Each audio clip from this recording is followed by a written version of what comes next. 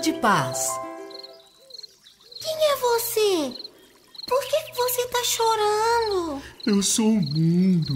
Eu estou muito triste e fraco. Eu só vejo roubo, pessoas com fome, crianças sem escola, destruição, gente doente, brigas. É verdade. Como vamos morar num mundo assim? Só tem um jeito. Você precisa me ajudar. Mas como? Procurando a paz. Onde ela mora? Nossa! O mundo desmaiou. Ele deve estar muito fraco mesmo. Eu vou ajudar. Encontrarei a paz. Eu preciso encontrar a paz.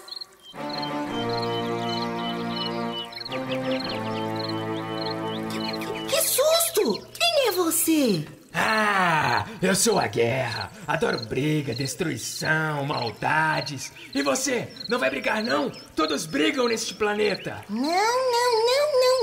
Eu não gosto de briga. Vou encontrar a paz e acabar com tudo isso.